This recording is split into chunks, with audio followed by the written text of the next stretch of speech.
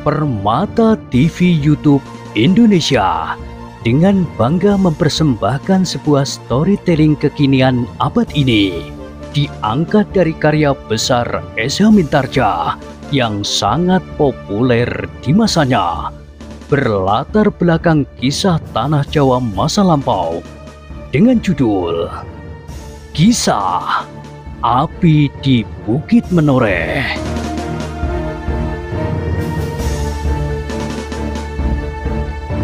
Pada kesempatan yang sangat baik ini, kita masuk pada episode yang ke-529. Selamat menikmati.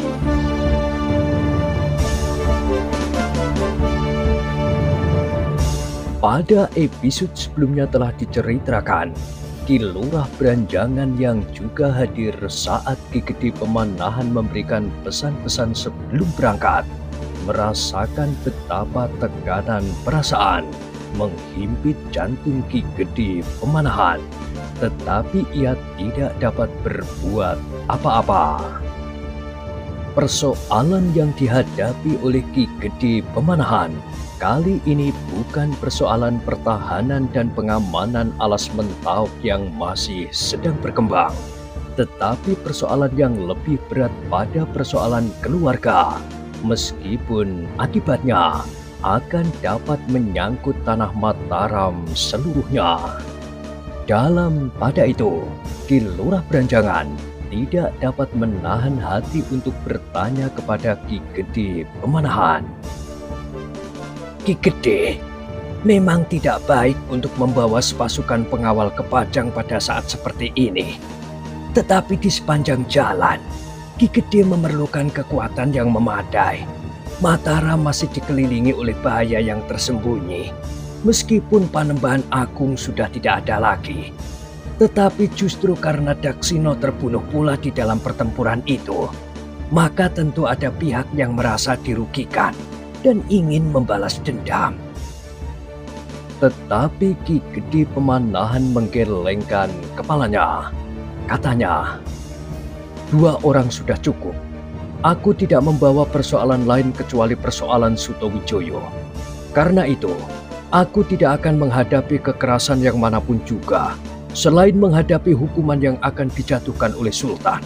Dan aku tidak akan ingkar jika aku harus menjalaninya. Dengan demikian maka pengawal-pengawal itu tidak perlu sama sekali bagiku.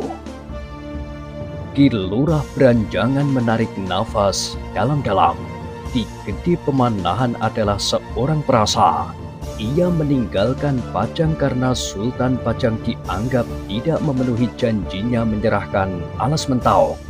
Dan kini ia pergi tanpa pengawal karena anak laki-lakinya telah membuatnya sangat kecewa. Demikianlah, maka akhirnya Ki Gede Pemanahan pun segera berangkat disertai 2 orang pengawalnya yang terpercaya. 2 orang lurah yang dibawanya dari kampung halamannya, Selo. Mudah-mudahan kita dapat melihat tanah Mataram ini kembali, desis Ki Gede Pemanahan. Semua orang yang melihat keberangkatan Ki Gede Pemanahan menahan perasaan ibanya. Ki Gede Pemanahan adalah seorang panglima di Pajang, kemudian bergelar Ki Gede Mataram setelah Mataram mulai berkembang. Kini ia terpaksa pergi ke Pajang karena anak laki-lakinya telah melakukan kesalahan yang besar dan tidak bersedia mempertanggungjawabkannya sendiri. Ketika Ki Gede Pemanahan hilang dari tatapan mata mereka yang melepaskannya di regol halaman, maka sebagian besar dari mereka telah berpaling kepada Sutowijoyo.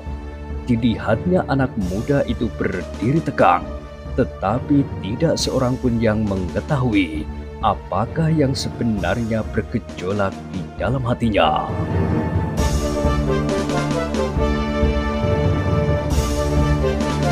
Sutowijoyo sendiri kemudian dengan tergesa-gesa naik ke pendopo dan hilang masuk ke ruang dalam.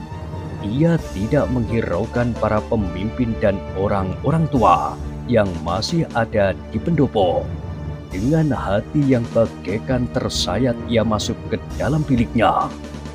Suto Wijoyo adalah seorang anak jantan sejak masih terlampau muda. Ia dengan hati jantan memaksa untuk ikut berperang melawan Adipati Jipang. Ia dengan tabah menghadapi Adipati Jipang dengan tombak Kiai Pleret. Selagi para panglima ragu-ragu, apakah ada di antara mereka yang dapat mengalahkan Haryo Penangsang, seorang yang sakti tiada bandingnya. Namun dalam keadaan serupa itu, Suto Wijoyo hanya dapat duduk sambil bertopang dagu. Matanya menjadi panas dan tenggorokannya serasa tersumbat. Kenapa aku harus mengalami persoalan ini? Ia bergumam di dalam hati. Sementara itu, para pemimpin dan orang-orang tua di pendopo masih berbincang beberapa saat lamanya. Tidak seorang pun yang dapat menilai dengan tepat apakah tindakan Raden Suto Wijoyo itu dapat dibenarkan.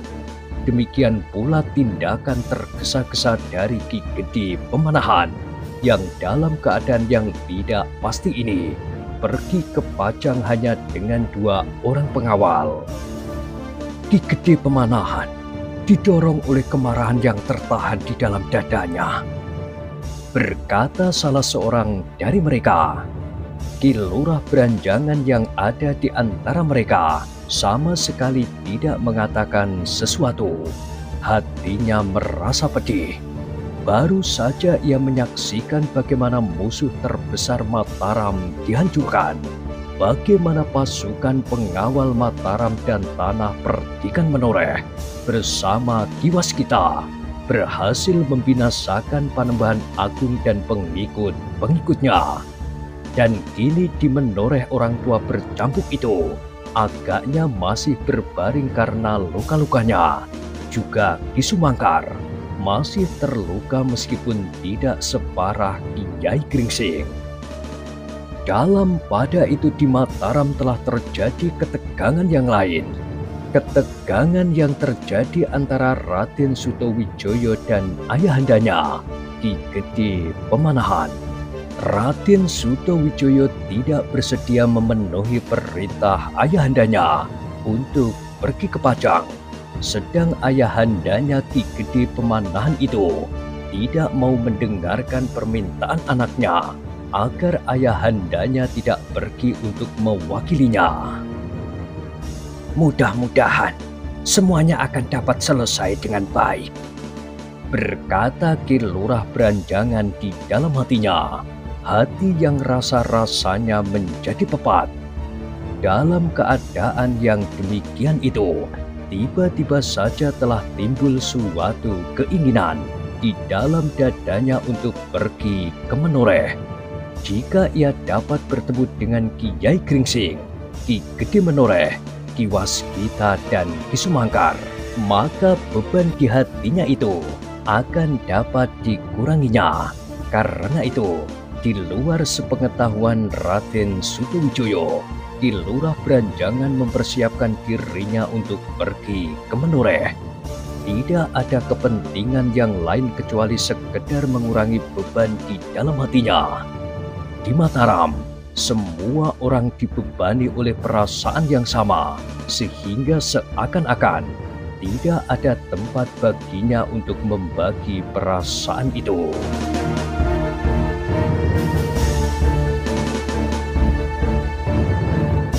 Setelah minta diri kepada orang-orang tua, maka Ki Lurah Beranjangan pun segera meninggalkan Mataram. Ia hanya berpesan, jika Raden Suto Wijoyo mencarinya, mereka dapat mengatakan bahwa Ki Lurah Beranjangan sedang pergi ke Tanah Perdikan Menoreh.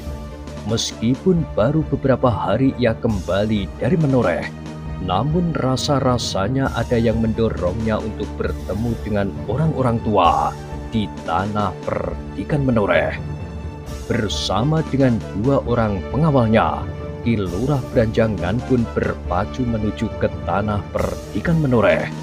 Jarak antara Mataram dan tanah perdikan Menoreh sebenarnya tidak terlampau jauh. Tetapi selain jalan yang masih cukup berat, kedua daerah itu dibatasi oleh sebuah sungai yang cukup besar. Tetapi di antara dua tepian sungai itu dihubungkan dengan beberapa perahu getek yang hilir mudik di tempat-tempat tertentu. Sehingga karena itu, maka Ki Lurah Branjangan pun tidak menemui banyak kesulitan untuk menyeberang, apalagi di musim kering. Sedang di musim hujan pun, banyak getek yang berani menyeberang meskipun banjir. Hanya apabila banjir itu terlampau besar, maka getek-getek pun tertambat erat-erat di tepian. Ketika kemudian Raden Sutawijaya mengetahui bahwa Ki Lurah Branjangan pergi ke Menoreh, rasa-rasanya ia ingin pergi menyusulnya. Tetapi Raden Sutawijaya masih dicegah oleh perasaan tanggung jawabnya atas tanah Mataram. Justru karena ayahandanya tidak ada. Karena itu, maka yang dapat dilakukan oleh Raden Sutawijaya hanyalah dengan gelisah mondar-mandir di dalam biliknya, kemudian di ruang dalam, dan kadang-kadang ia pergi juga ke pendopo.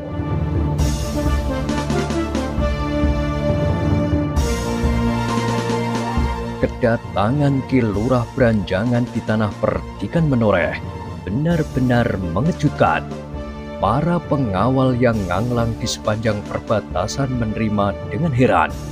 Baru saja Ki Lurah Branjangan bersama pasukan Mataram meninggalkan tanah perdikan Menoreh. Kemudian kini Ki Lurah Branjangan datang lagi, hanya dengan dikawal oleh 2 orang. "Mungkin ada yang penting," desis salah seorang pengawal. Pasukan pengawal Mataram tergesa-gesa kembali ke Mataram karena ada utusan yang sudah menunggu sejak Raden Sutawijaya belum kembali dari peperangan itu. Dan kini ada utusan yang dengan tergesa-gesa pergi ke Menoreh, sahut kawannya. Mereka menghubungkan kedatangan Ki Lurah Branjangan dengan kepergian Raden Sutawijaya dengan tergesa-gesa dalam meninggalkan tanah perdikan Menoreh. Namun demikian, mereka tidak berani meyakini apa yang sebenarnya telah terjadi.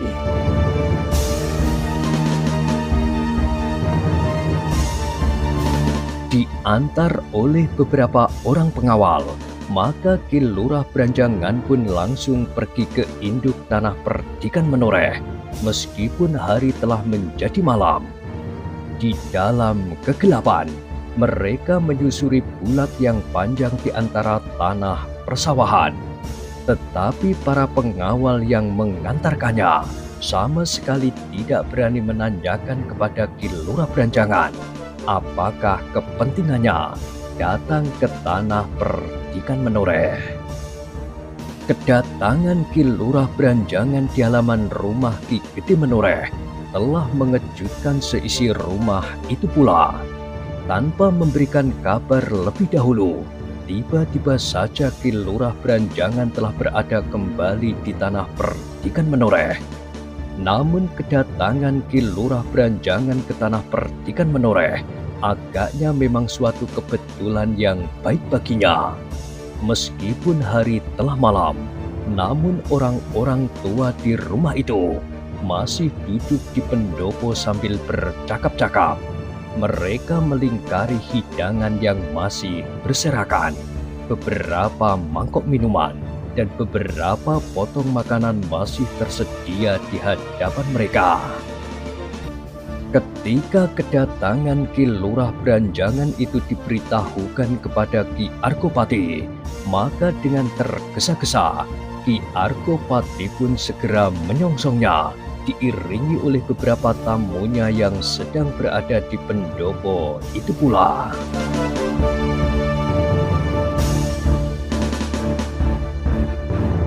"Kedatangan Ki Lurah mengejutkan kami," berkata Ki Argopati. Marilah, silahkan naik ke pendopo. Ki Lurah Beranjangan tersenyum. Setelah menyerahkan kudanya, maka Ki Lurah dan kedua pengawalnya itu pun segera naik ke pendopo. Setelah Ki Argopati menanyakan keselamatan tamunya dan perjalanannya yang cukup panjang itu, maka ia pun kemudian bertanya, "Ki Lurah, kedatangan Ki Lurah mendebarkan jantung kami. Justru karena Ki Lurah baru saja kembali ke Mataram dari tanah ini. Apakah ada sesuatu yang penting atau yang tertinggal di sini, atau persoalan-persoalan yang lain?" Ki Lurah Beranjangan mencoba tersenyum sambil menjawab, "Tidak, Ki Argopati. Tidak ada persoalan apapun yang penting yang harus aku sampaikan kepada Ki Argopati. Kedatanganku kemari sekedar didorong oleh kepepatan hati menghadapi persoalan yang sedang berkembang di Mataram." "Persoalan apa, Ki Lurah?" "Sebenarnya tidak menyangkut tanah perdikan Menoreh. Karena itu, supaya kalian tidak terganggu karenanya, silahkan meneruskan pembicaraan. Jika ada pembicaraan yang penting, aku akan menyampaikannya nanti jika pembicaraan Ki Gede dan para tamu sudah selesai." "Ah," desis Ki Gede Menoreh sambil berkisar. "Tidak ada persoalan yang penting di sini. Kami sedang berbicara tentang hari depan anak-anak muda. Di sini duduk Ki Demang Sangkal Putung. Aku sedang berbicara tentang anaknya."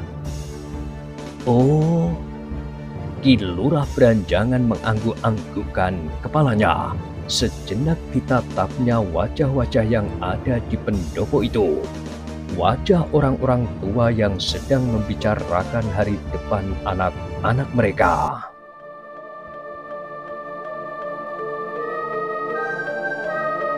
Ki Lurah Beranjangan memang pernah mendengar bahwa memang ada hubungan antara putra Ki Demang Sangkal Putung itu dengan anak Ki Argopati. Karena itu, maka sambil tersenyum ia pun berkata selanjutnya, "Sebaiknya aku tidak memberikan warna yang lain dari suasana yang cerah ini. Silahkan. Setelah Menoreh berhasil menyingkirkan orang-orang yang mungkin akan dapat mengganggu ketentraman dan hubungan baik dengan Mataram, kini Menoreh menghadapi hari-hari yang cerah." Ah, Ki Argopati tersenyum. Demikianlah agaknya. Sebenarnya kedatangan Ki Demang Sangkal Putung bersama Kiai Gringsing dan Ki Sumangkar adalah untuk membicarakan hubungan yang sudah lama terjalin antara putra Ki Demang dengan anakku. Tetapi kedatangannya itu terganggu oleh keadaan yang berkembang di tanah perdikan Menoreh ini. Tetapi semuanya sudah lampau. Ya Ki Lurah, semuanya sudah lampau. Karena itu, silahkanlah. Jika Ki Gede tidak berkeberatan aku ikut mendengarkannya, maka biarlah aku ikut mendengar. Baru nanti atau besok, aku akan menceritakan apa yang terjadi di Mataram.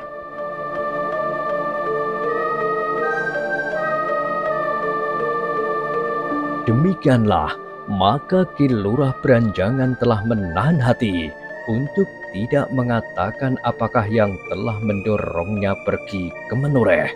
Ia tidak sampai hati merusakkan suasana yang cerah itu, karena mau tidak mau, ceritanya pasti akan menarik banyak perhatian dan membuat setiap wajah menjadi buram.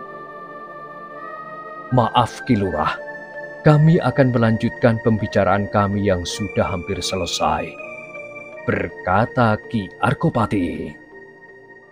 Silahkanlah," sahut Ki Lurah Beranjangan sambil menganggukkan kepalanya dalam-dalam kepada orang-orang yang ada di pendopo itu. "Kami sedang menentukan saat yang baik," berkata Ki Demang Sangkal Putung. "Sayang, Kiai Gringsing belum dapat ikut duduk bersama di pendopo ini," berkata Ki Lurah Beranjangan. Iya, Kiai Gringsing masih harus banyak berbaring, ditunggui oleh kedua muridnya. Ki Sumangkar juga, tetapi keadaannya sudah bertambah baik. Dan setiap kali pembicaraan kami juga berdasarkan pesan-pesan dari kedua orang-orang tua itu. Sahut Ki Demang Sangkal Putung. Jika demikian, berkata Ki Lurah Beranjangan, apakah aku diperkenankan menengoknya sebentar, sementara Ki Gede dan Ki Demang bersama orang-orang tua melanjutkan pembicaraan? Baiklah Ki Lurah, sahut Ki Argopati. Biarlah Ki Lurah diantar saja ke gandok sebelah. Ki Lurah Beranjangan pun kemudian diantar oleh seorang bebahu tanah perdikan menoreh pergi ke gandok dengan kedua pengawalnya menengok Kiai Gringsing yang sedang sakit bersama Ki Sumangkar. Kedatangannya telah membuat orang-orang yang ada di gandok itu menjadi terkejut pula. Namun senyum Ki Lurah Beranjangan membuat mereka menjadi agak tenang. Tidak ada yang penting, berkata Ki Lurah Beranjangan. Kiai Gringsing yang masih berbaring di pembaringannya mempersilahkan Ki Lurah Beranjangan duduk di amben bambu, sedang Ki Sumangkar sudah dapat menemuinya dan duduk bersamanya. Sebenarnya aku sudah sembuh, berkata Ki Sumangkar. Tetapi untuk duduk berlama-lama, badanku masih kurang baik. Sebaiknya Ki Sumangkar masih harus banyak beristirahat, berkata Ki Lurah Beranjangan. Keadaanku menjadi semakin baik. Pada itu, Agung Sedayu dan Swandaru pun kemudian duduk pula bersama mereka. Yang pertama-tama mereka tanyakan adalah keadaan Raden Sutawijaya. Tidak ada apa-apa, berkata Ki Lurah Beranjangan. Hanya ada sedikit kesulitan. Kedua anak-anak muda itu menjadi semakin tertarik untuk mendengar berita tentang Raden Sutawijaya yang kembali dengan tergesa-gesa karena ayahandanya memanggil tanpa dapat ditunda barang sehari dua hari dari tanah perdikan menoreh. Aku tidak mau mengganggu pembicaraan yang sedang berlangsung di pendopo, berkata Ki Lurah Beranjangan sambil tersenyum kepada Swandaru. Sedang anak yang gemuk itu pun menundukkan kepalanya dengan wajah yang kemerah-merahan. Mudah-mudahan semuanya segera berlangsung dengan baik. Semakin cepat memang semakin baik. Hubungan yang terlampau lama banyak sekali bahayanya. Tetapi jika keduanya menyadari diri masing-masing, maka semuanya akan berlangsung dengan selamat. Swandaru mengerutkan keningnya. Agung Sedayu pun mencoba mencari arti dari kata-kata Ki Lurah Beranjangan. Hampir di luar sadarnya, Agung Sedayu pun menghubungkan kata-kata Ki Lurah itu dengan kabar tentang Sutawijaya. Sehingga dengan demikian, anak muda itu semakin ingin segera mendengar berita tentang pemimpin Mataram yang masih muda itu. Hati Kiai Gringsing pun agaknya tersentuh juga, tetapi ia tidak sekedar menyimpan pertanyaan di dadanya. Karena itu, maka ia pun kemudian bertanya, apakah yang telah terjadi di Mataram atau atas Raden Sutawijaya? Ki Lurah Beranjangan menarik nafas dalam-dalam. Katanya, apakah Kiai pernah mendengar sesuatu tentang Raden Sutawijaya? Utusan yang memanggilnya pulang itu agak menarik perhatianku. Ki Lurah Beranjangan mengangguk-angguk. Katanya, itu akibat dari hubungan yang tidak disertai dengan kesadaran diri. Agaknya Sutowijoyo telah dicekam oleh nafsu yang tidak terkendali. Memang hanya sesaat, tetapi akibatnya ternyata sangat parah.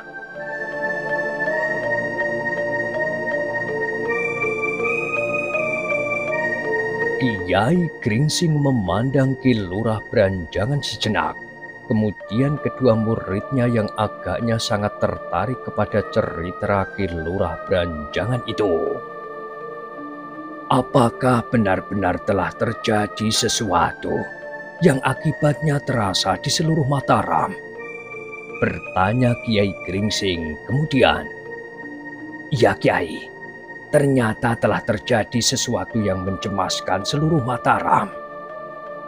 Kiai Gringsing termangu-mangu sejenak dan Ki Lurah Branjangan pun berkata selanjutnya.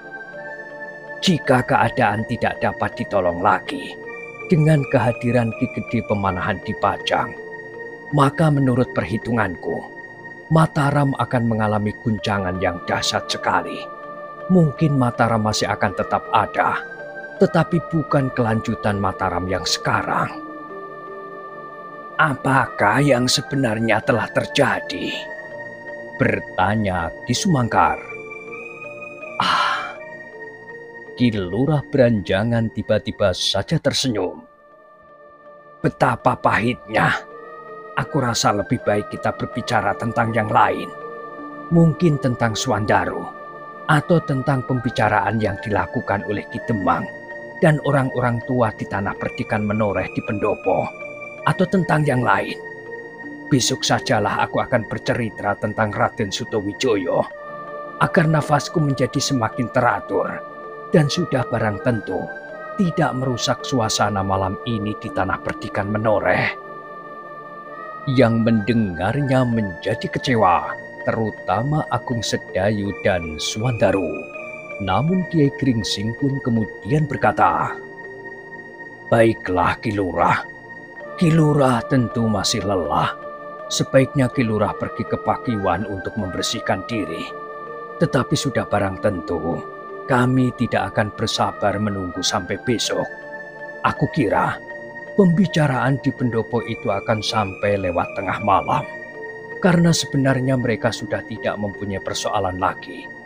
Yang mereka lakukan adalah berbicara sambil berkelakar ke sana kemari, sambil mengawani orang-orang yang sedang ronda di gardu.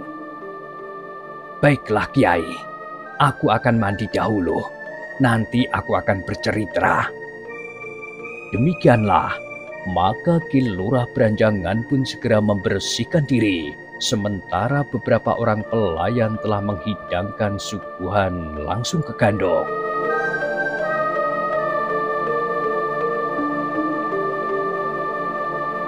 Minumlah Ki Lurah. Kiai Gringsing pun mempersilahkannya setelah Ki Lurah dan para pengawalnya membersihkan diri. Kemudian berceritalah. Sebentar lagi Ki Lurah tentu akan dipersilahkan naik ke Pendopo untuk makan bersama. Aku kira Ki Arkopati masih belum menjamu makan tamu-tamunya. Orang-orang tua yang dibawanya berbicara tentang saat-saat perkawinan Suwandaru itu. Ki Lurah Branjangan pun kemudian meneguk air panas dari dalam mangkuknya. Terasa tubuhnya menjadi segar kembali setelah menempuh perjalanan yang meskipun tidak begitu jauh, tetapi cukup melelahkan. "Kiai," berkata Ki Lurah Branjangan kemudian, "yang terjadi memang bukanlah yang kita harapkan." Kiai Gringsing dan Ki Sumangkar mendengarkannya dengan seksama, apalagi Agung Sedayu dan Suwandaru. Ki Lurah Branjangan pun kemudian menceritakan apa yang diketahuinya tentang Raden Sutowijoyo dan seluruh persoalannya dengan gadis Kalinyamat itu. "Jadi Raden Sutowijoyo tetap tidak mau menghadap?"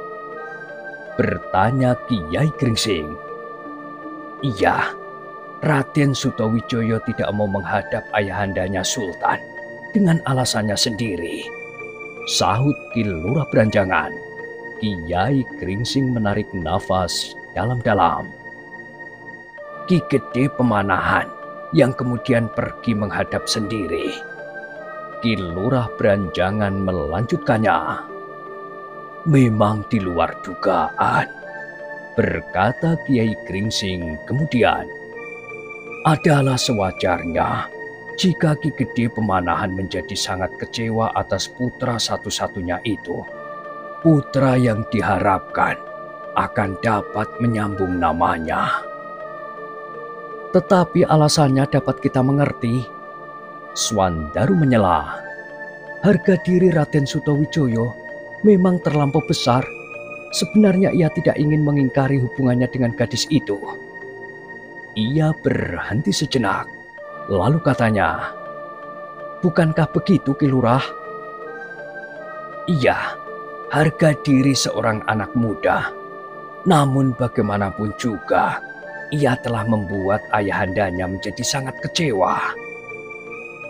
Dan Ki Gede Pemanahan itu pergi menghadap sendiri dengan 2 orang pengawalnya," sambung Ki Sumangkar.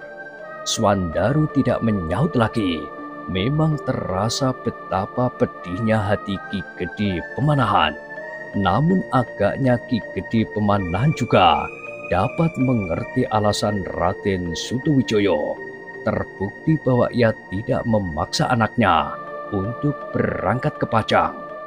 Jika Ki Gede Pemanahan tidak mau mendengar sama sekali alasan Sutawijaya, maka ia tentu akan memaksanya, mau atau tidak mau. Dalam pada itu, Kiai Gringsing mulai merenungi dirinya sendiri. Selama ini ia menghindari sedapat mungkin hubungan langsung dengan Ki Gede Pemanahan, bukan karena alasan yang terlampau dalam, tetapi sekedar karena ia merasa saat untuk itu belum datang. Kiai Gringsing sendiri kecewa melihat perkembangan Demak yang beralih ke Pajang.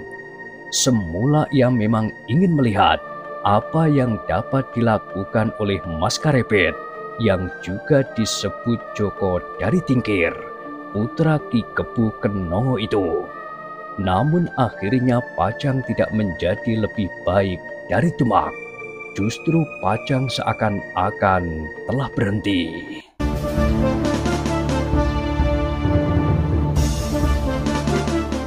Nah, bagaimanakah kisah selanjutnya? Silakan ikuti terus kisah Api di Bukit Menoreh pada episode berikutnya. Sampai jumpa.